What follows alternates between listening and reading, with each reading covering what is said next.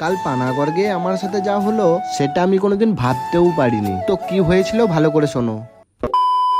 সকাল সকাল আমি রেডি হয়ে বেরিয়ে পড়েছিলাম পানাগড় যাব বলে। বাস স্ট্যান্ডে পৌঁছাতে না পৌঁছাতেই বাসটা চলে এসেছিল, তাই তাড়াতাড়ি করে বাসটাই চেপে পড়লাম। বাসের ভিতরটা প্রচন্ড ভিড় ছিল, তাই বসার জায়গা পাইনি, দাঁড়িয়ে দাঁড়িয়ে যাচ্ছিলাম। কিছুক্ষণ পর বাসটা অনেকটাই খালি হয়ে গেল, তাই বসার জায়গাও পেয়ে গেলাম।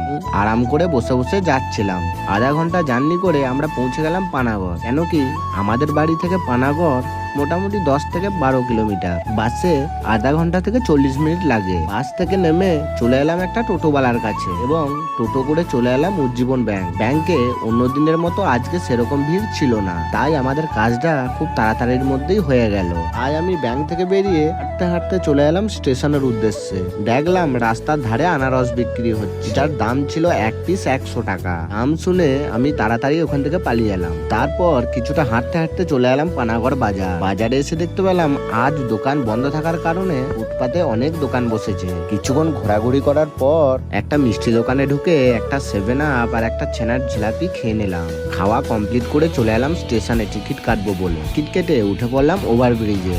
দেখলাম ট্রেন এখন দেরি আছে, তাই প্ল্যাটফর্ম অনেক ফাঁকা এবং হাঁটতে হাঁটতে চলে এলাম 3 নাম্বার প্ল্যাটফর্মে। এখানে সিট ফাঁকাও ছিল এবং ফ্যান ছিল। আমার প্রচন্ড গরম লাগছিল, তাই রুমালটা বের করে মুখটা পুছতে লাগলাম। কিছুক্ষণ ওয়েট করবার পর ট্রেনটাও চলে আসে আর আমি ট্রেনে চেপেও যাই।